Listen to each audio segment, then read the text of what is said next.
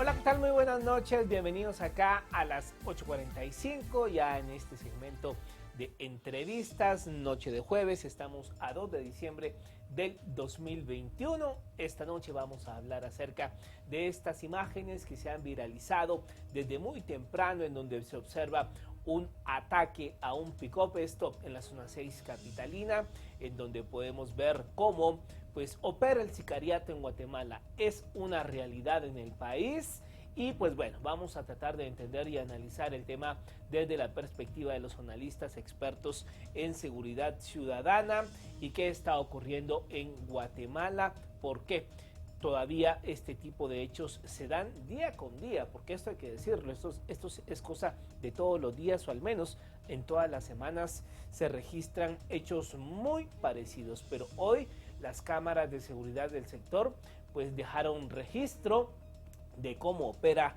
este tema del sicariato en el país. Antes saludamos como todos los jueves a Cristian Castillo, que se encuentra con nosotros en el set. ¿Qué tal, Cristian? Don Mario, buenas noches. Bienvenido esta noche de jueves. Ya el frío haciendo un poco de tregua, ¿no? Sí, pues ya se ha hablado del ingreso de frentes fríos típicos de noviembre, enero y febrero, por lo menos, Mario. Así que época para estar bien abrigados. Y prepararse, así es. Bueno, vamos a entrar de lleno al tema que le hemos planteado esta noche. Nos vamos a conectar con el doctor Arkel Benítez, experto en temas de seguridad, y también con el ingeniero Iván Pérez para hablar de esas imágenes, para hablar de ese video y para hablar precisamente de lo que ocurrió a la altura del Boulevard Las Bugambilias y 25 calles, zona 6 capitalina.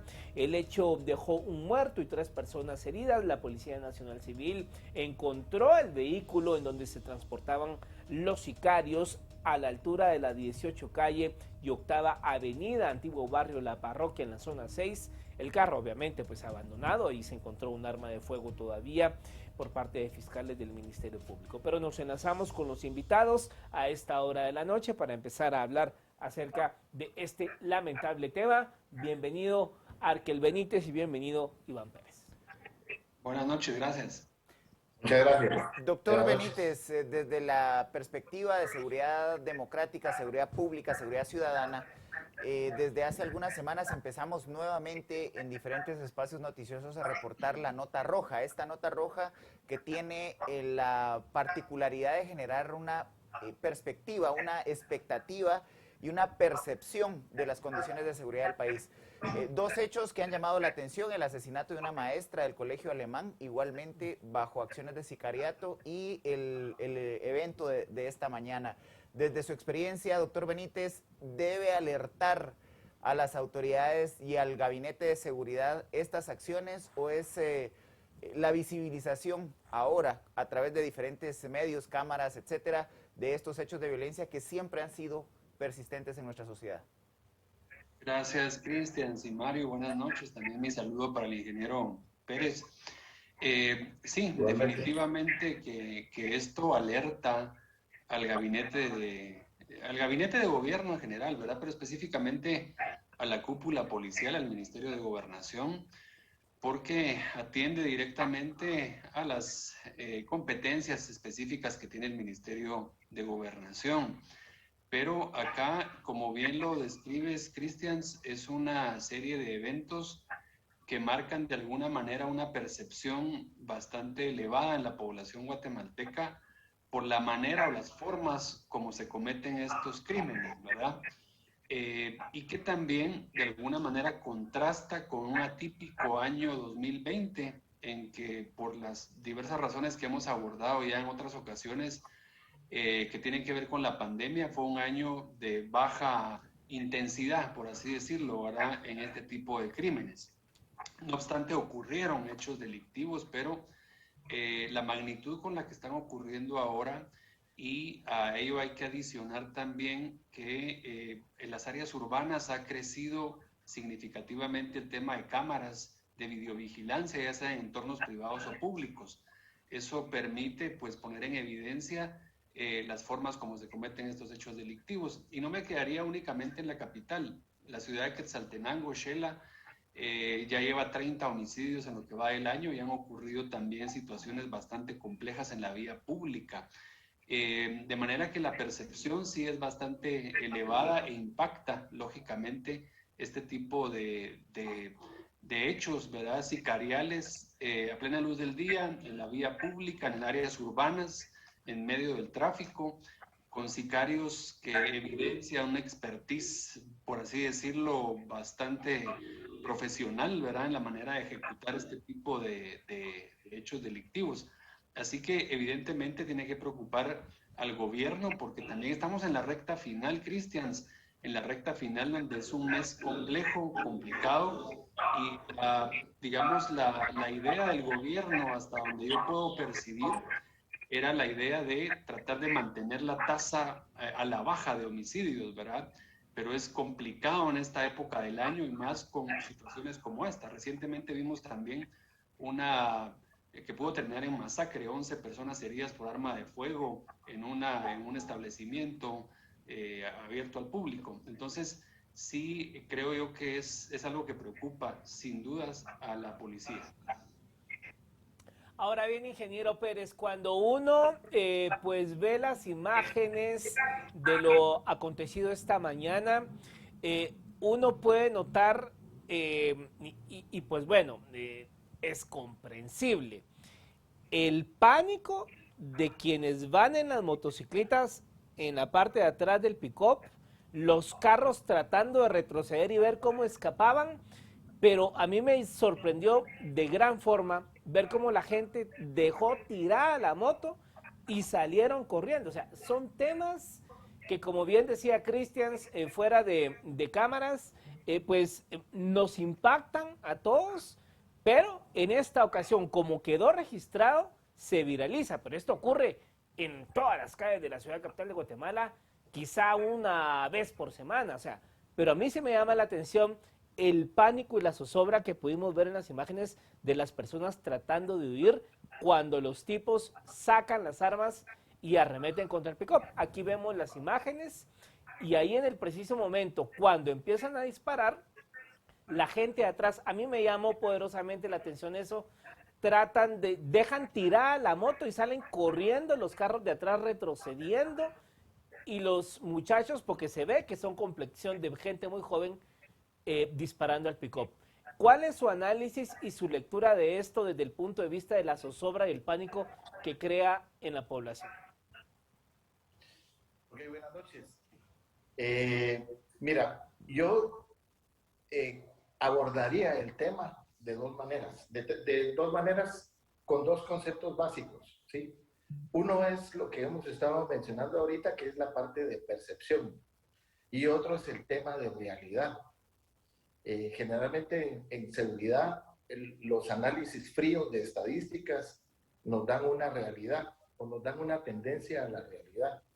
Y las imágenes de video y las exposiciones diarias de estos acontecimientos nos dan una percepción. Generalmente, la estrategia de seguridad, tenemos que manejar una percepción baja y una realidad baja. Esa es la parte ideal.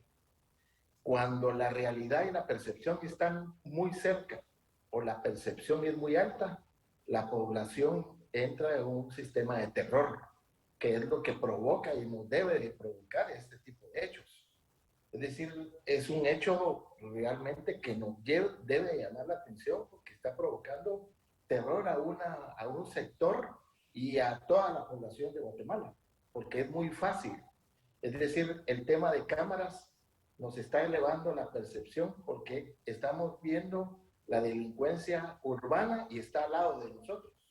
Es decir, el de la moto pudo haber sido nosotros, o el carro de atrás pudo haber sido que fuéramos nosotros. ¿Qué hacemos en ese momento? Salir corriendo. Es decir, esa es la actitud de crear el terror. Aparte está el contenido de por qué sucede este hecho. Este hecho, por el tipo de armas, por el tipo de posiciones que hay, las edades que tienen los individuos al efectuar el hecho, son jóvenes, entre 25 y 30 años, tiene ciertas características que nos van a determinar un delito que se puede clasificar en crimen organizado, delincuencia común o delincuencia organizada.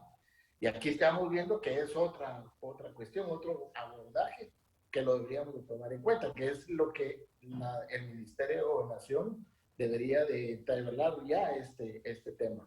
Entonces, la percepción la debemos de tener siempre baja. El ciudadano debe de circular en la calle con cierta seguridad, a pesar de que la realidad pueda ser un poco arriba, pero el individuo se siente seguro en circular en las calles. Esos dos temas son importantes, el manejo de estas dos cosas. Obviamente, hoy tenemos una realidad, como bien lo decía el doctor Benítez, estamos a una tendencia a la alta, comparada con con el año anterior. Y esa tendencia a la alta, estamos viendo que no está bajando. Entonces, está subiendo la realidad y va a subir la percepción. Entonces, las estrategias hay que crearlas. Y el segundo punto es importantísimo, porque nosotros debemos de saber por qué pasó, y si no pasó, por qué no pasó. Y la única manera de poderlo hacer es incrementando en la Policía Nacional Civil la parte de la inteligencia. Es decir, el tema de información, estos grupos, dónde se mueven, con quién se mueven, el carro que encontraron ahí estaba robado, es decir, cuándo lo robaron, en dónde lo robaron, qué tipo de carro utilizan para utilizar estos hechos. Entonces, la inteligencia policial o el fortalecimiento de la inteligencia en los ámbitos policiales debe de ser importante, porque eso nos va a crear anticiparnos a los escenarios, y esa anticipación de escenarios va a alimentar esa información a las fuerzas operativas. Y las fuerzas operativas en la calle van a poder responder ante estos hechos, ¿verdad? Porque esto es un hecho realmente, como lo decía, clasificado como crimen organizado. Es un hecho realmente elevado, no es una delincuencia común que le quisiera robar el carro a él o que estaban persiguiendo a otros. Ellos iban a un punto fijo y, si se dan cuenta, no disparaban a las motos, disparaban directamente al vehículo. Es decir, es un objetivo planificado, estipulado y dirigido específicamente para la persona que iba en el vehículo. Yo creo que hay que manejar esos dos temas. Doctor Benítez, la tendencia histórica, por lo menos de los últimos 10 años, desde el cierre del gobierno de la Unidad Nacional de la Esperanza hasta el año 2020, había sido una tendencia a la baja de la muerte violenta, de muertes por hechos violentos en nuestro país. Desde reportar entre 47 y 60 muertos al día por hechos de violencia en el año 2009-2011, pues se bajó a menos de 20 en el año prepandemia. ¿Cómo está el comportamiento de ese indicador en este momento, y si la variación estadística es significativa al punto de empezar a preocupar la separación de lo que explicaba el ingeniero, la separación de la percepción y la tendencia real de los homicidios violentos en nuestro país? Sí, yo creo que por suerte los seres humanos nos adaptamos rápido a lo bueno también, ¿verdad? Y en la medida que nos adaptamos a lo bueno, exigimos de conformidad con esos cánones buenos, digamos. Y el año pasado fue un año, a pesar de que hubo más de 2,000 homicidios, se bajaron prácticamente 700 homicidios comparados con 2019. Eso lo que hizo fue bajar la tasa prácticamente de 20, con la que cerró, 20 homicidios por cada 100,000 habitantes que cerró 2019, la bajó en 2020 a 15. Que es un descenso significativo. No habíamos tenido desde la época que tú mencionas, que es el gobierno final, la recta final de la UNE, un descenso tan acelerado, digamos, ¿verdad? Hubo descensos significativos que han mantenido la tendencia a la baja, y se sigue manteniendo esa tendencia. La tendencia es a la baja. Según lo que yo he podido conversar y analizar en el entorno de la seguridad pública, se esperaría o se esperaba hasta el mes pasado cerrar con una tasa proyectada, que así se le llama, tasa proyectada para el cierre del fin de año, en 16 homicidios, que todavía es una tendencia importante. Es decir, aquí el mérito pudiera ser de la policía, a pesar, y repito, que obviamente nos conmocionan estos hechos delictivos. Digamos, el mérito pudiera ser que ese no sea un repunte tan elevado respecto al 2020. Entonces, pensaríamos que pudiera terminar en 16 o 17 homicidios por cada 100,000 habitantes. Es decir, mantener esa tendencia. Lo que pasa es que en esta recta final va a tener que apretar el gobierno, va a tener que apretar el ministro de Gobernación, sus viceministros, la cúpula policial, exigir resultados, lo mencionaba el ingeniero Pérez también, el tema de la inteligencia es crucial, pero a mí me llamó mucho la atención de este hecho delictivo, el problema de la escena de crimen. Hay que ser muy cuidadosos con que no se contaminen este tipo de escenas de crimen, ¿verdad? Porque si bien es cierto, hay un video y demás, y obviamente es incontestable el hecho de que estos 3 sujetos se bajaron y dispararon de la manera que lo hicieron, evidentemente el elemento forense y probatorio tiene que ser analizado en los gabinetes del INASIF y se necesita que esas evidencias no estén contaminadas. La página 101 del Plan Estratégico del Ministerio de Gobernación 2021-2028, que lo pueden leer, ahí están específicamente los estándares de manejo, de cuidado, de resguardo de la escena del crimen como una prioridad del Ministerio de Gobernación. Y ese es un tema que tiene que seguir fortaleciendo tanto el Ministerio de Gobernación como el Ministerio Público, la cadena de custodia y de conservación de esas evidencias. Lo resalto porque sí yo vi una serie de curiosos, porque evidentemente llama la atención la forma como esto se dio, que estaban muy cercanos al área específica, digamos, al punto crítico donde fue este incidente.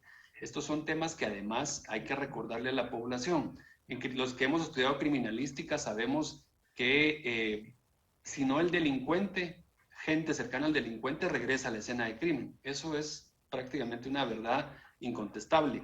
Entonces, creo que los curiosos deben de también, la policía debe generar este tipo de información para que la gente respete también el área de trabajo de la escena de crimen, porque se pueden perder evidencias, ¿verdad? Y una evidencia perdida en este tipo de casos puede suponer la ruptura, digamos, de la cadena de custodia, que un caso se caiga en los tribunales y puede ser detonante de impunidad, puede ser una cifra más de impunidad en este país y eso no le hace nada bien, por supuesto, al esfuerzo interinstitucional del sector justicia en la búsqueda de generar mejores condiciones para la seguridad pública. Así que la tendencia se mantendrá a la baja, esperamos, ¿verdad? Nos falta este mes, que es un mes complejo, es un mes complicado, esperemos que la policía pueda reforzar su esquema de seguridad y que este tipo de hechos pues tengan también una respuesta inmediata, como lo decía el ingeniero Pérez también. La tranquilidad de la población también radica en que la respuesta del sector justicia sea inmediata, sea certera en la captura de estos individuos y que pueda haber un esclarecimiento acerca de los móviles y qué fue lo que realmente pudo haber generado este hecho delictivo tan, pues obviamente, de impacto social que ha conmocionado a la población guatemalteca. Ahora ven, ingeniero Pérez, hay que hablar en este hecho en concreto el tema del sicariato. Es ya como se ha mencionado, fue un ataque directo a este pick-up.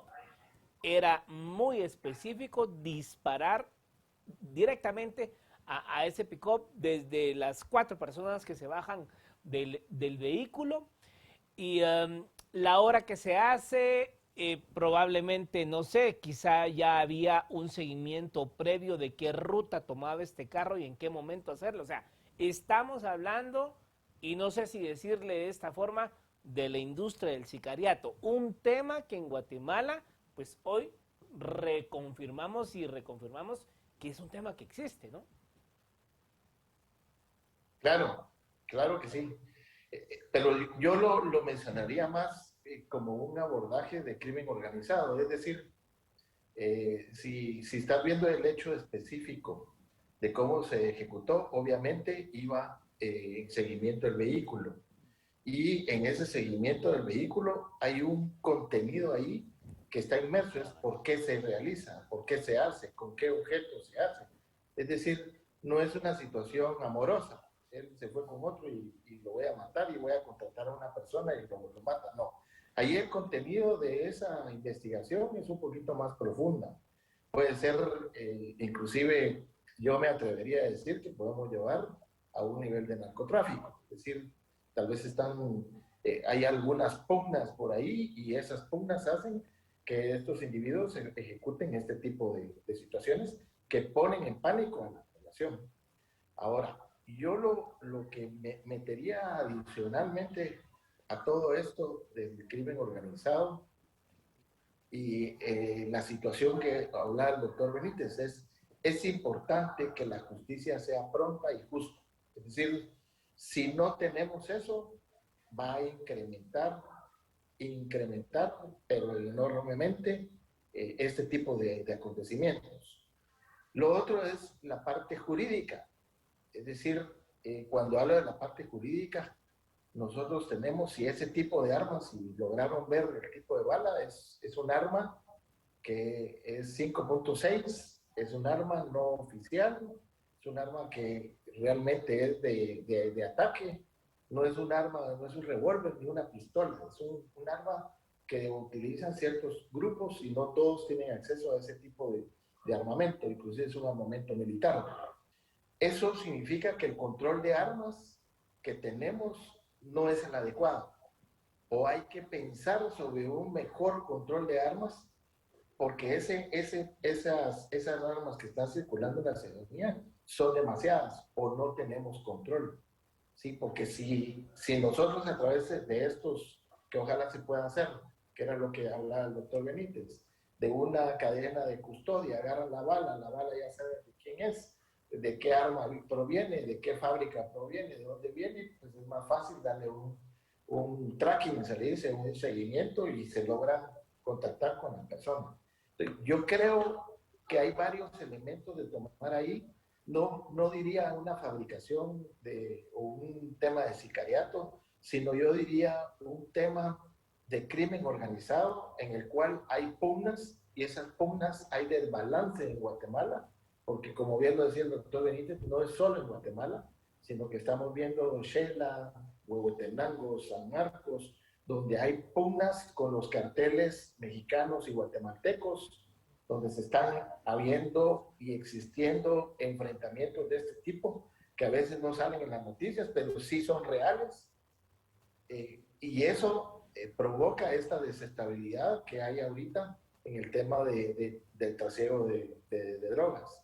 Entonces, son elementos más importantes, creo yo, que un momento de sicariato. Inclusive, si es sicariato, le estamos bajando de valor, ¿verdad? Es un poquito más fuerte, considero yo, viendo los hechos que están. Es un nivel un poquito más alto, no es tan bajo que es decir solo un sicariato. Yo voy a decirle a una persona que me voy a vengar por tal motivo. No creo que ese sea el caso específicamente, ¿verdad? Y las cámaras, obviamente, lo vuelvo a repetir, y ustedes lo están diciendo, provocan terror en la ciudadanía. Es un terror lo que provoca. Y eso es lo que hay que atacar en este momento, el terror. Si atrapamos a las gentes y los podemos poner ante la justicia y la justicia puede hacer un papel correcto, creo yo que ese temor puede bajar en la población. Es importante actuar ahora. Doctor Benítez, el comportamiento criminal en el país ha tenido pues una tendencia cíclica o estacional. Por lo regular, diciembre y enero, la famosa cuesta de enero, son dos momentos en donde la actividad criminal pareciera incrementarse. Por un lado, el mayor circulante en las fiestas de fin de año, circulante monetario, y en enero, obviamente, todo lo que conlleva también el manejo monetario de una serie de actividades económicas de inicio de año. ¿Cuál debiera ser la actitud de las fuerzas de seguridad pública precisamente para enfrentar tanto el cierre del año, con todas las fiestas de fin de año, y el inicio del 2022, que habitualmente reporta un incremento de víctimas de violencia, además de otros hechos criminales, porque nos estamos en este momento enfocando en violencia homicida? No obstante, ¿cómo están reportándose delitos como las extorsiones, los secuestros y otros asociados precisamente a actividad económica delictiva? Sí, pero evidentemente el tema económico siempre es un tema de fondo o transversal en los temas criminales.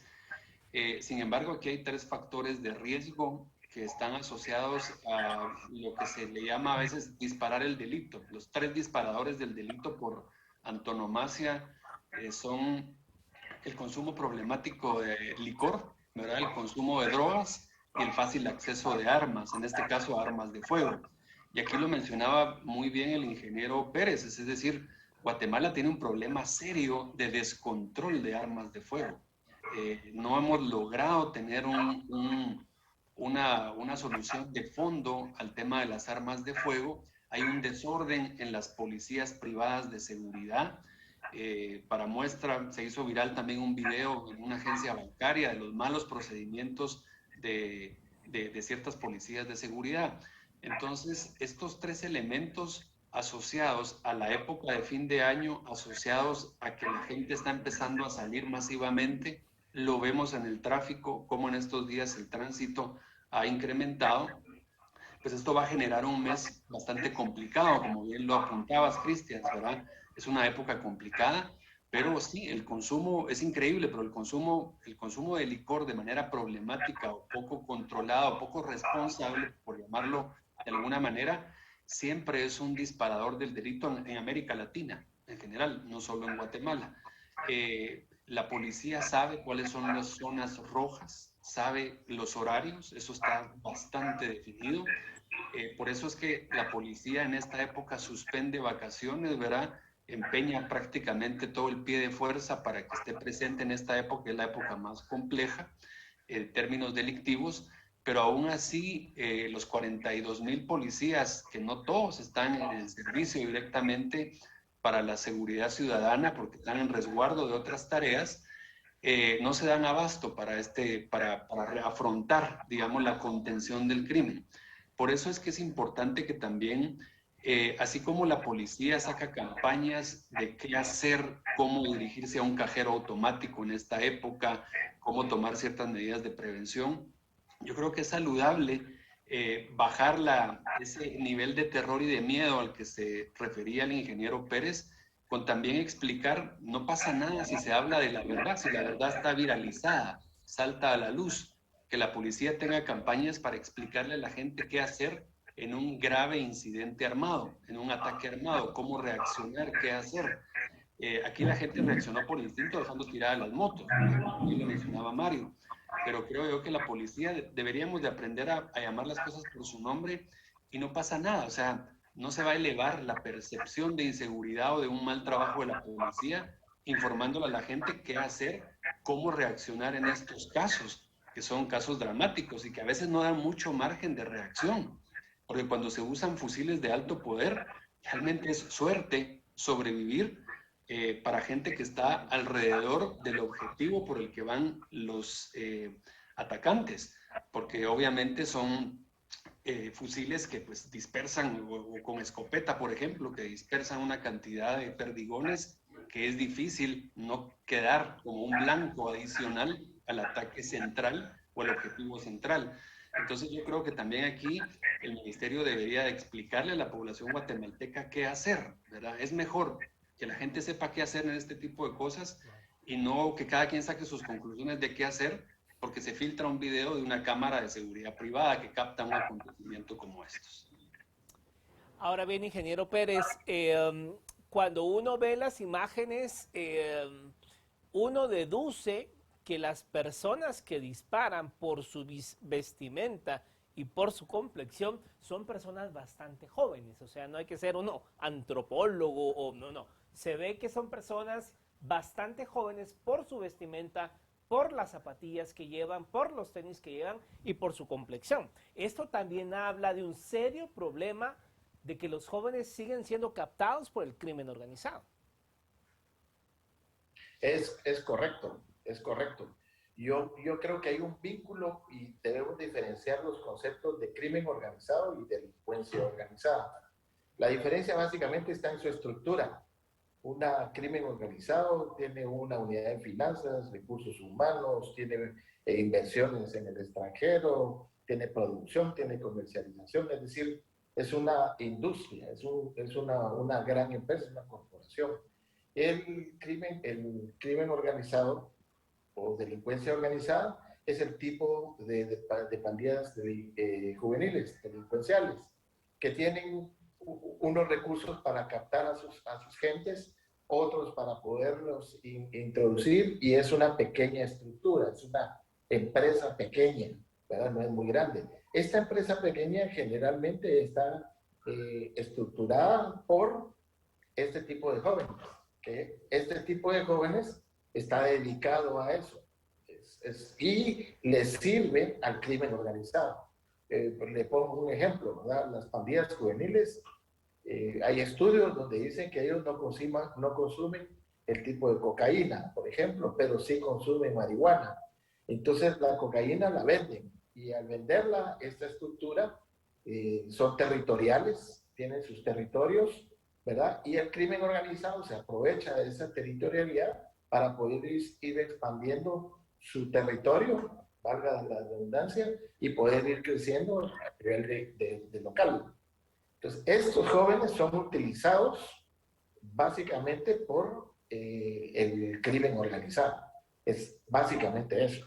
Y ahí sí hay una cuestión que es importante tomar en cuenta porque entonces no tenemos una seguridad preventiva o una política criminal donde nosotros, esos jóvenes, tenemos que darle algunos otros elementos para que se salgan de eso, porque eso es muy fácil, entrar a esas partes o tal vez no quieran entrar y están en una presión de grupo que viven en la misma colonia, en el mismo territorio donde tienen que ingresar, pero no tienen alternativa. Las alternativas que han tenido ahorita, hay mucho joven que no consigue trabajo, mucho joven que no tiene estudios, mucho joven que se dedica a su delincuencia individual.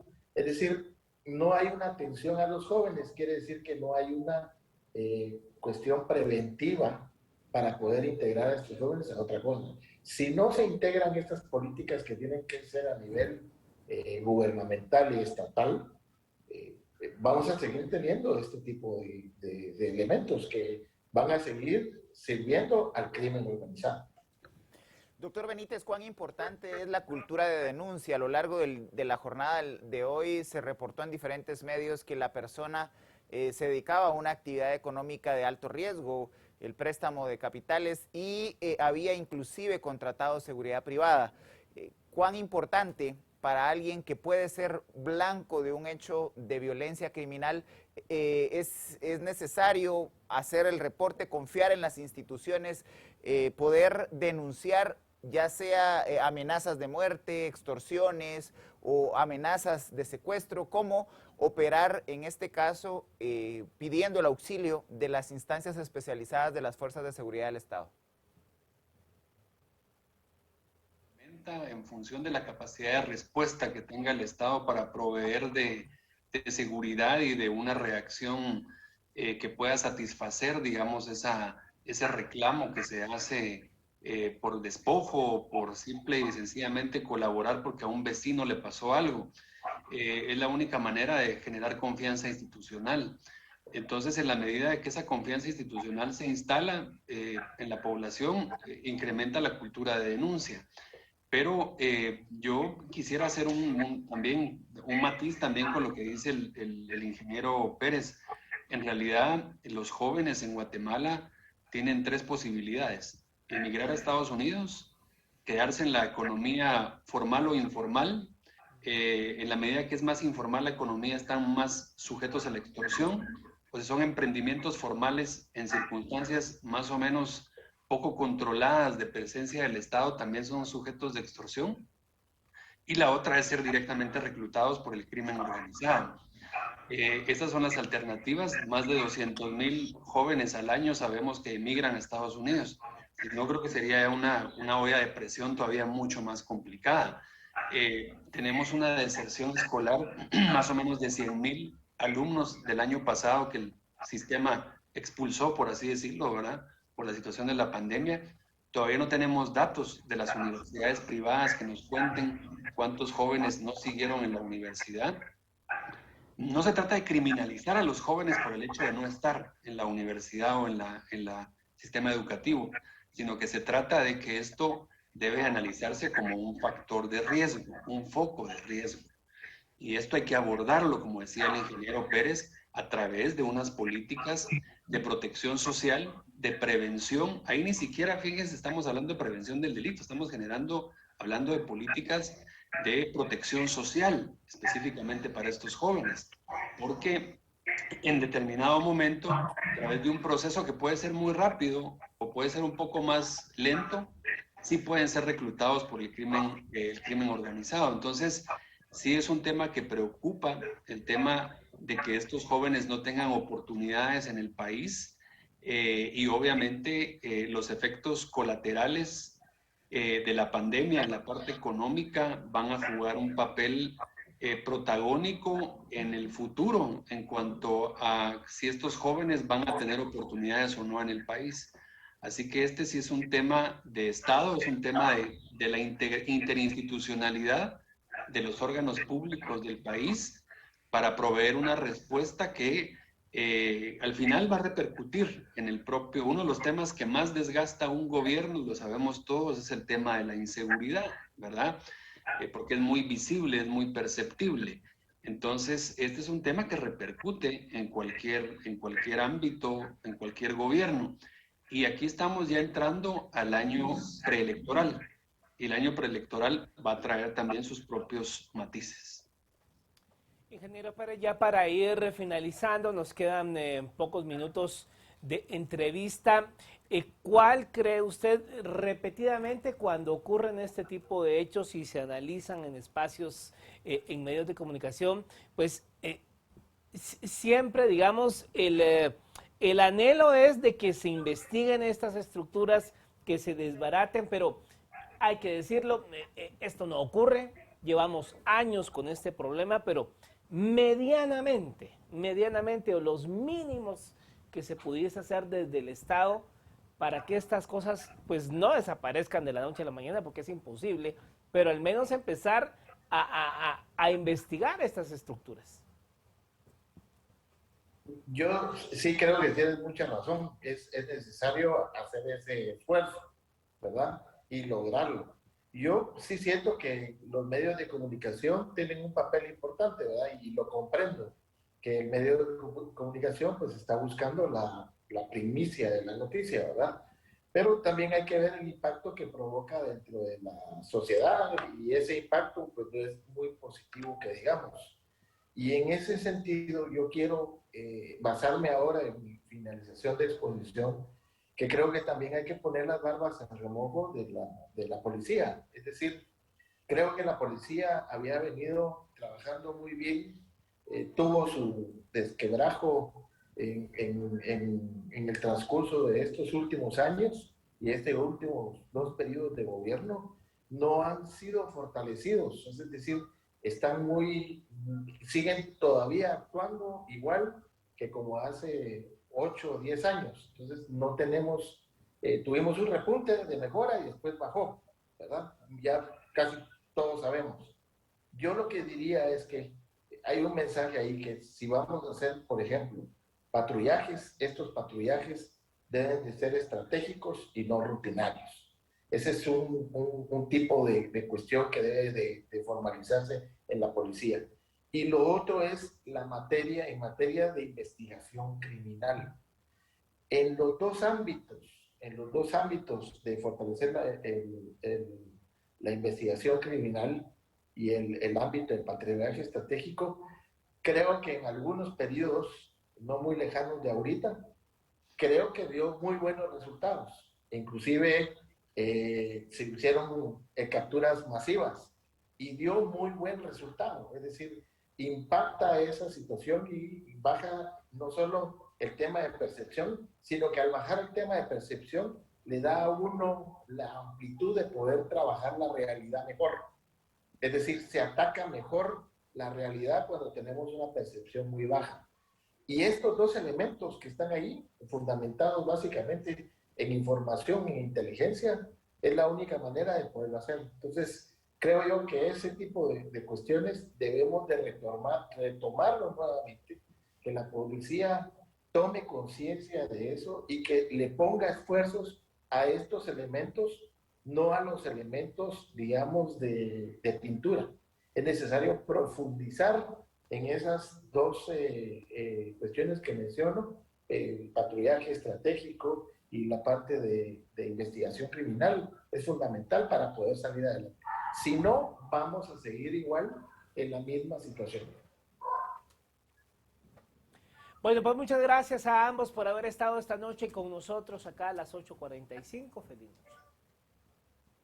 Gracias. Buenas noches. Igualmente, buenas noches. Buenas noches.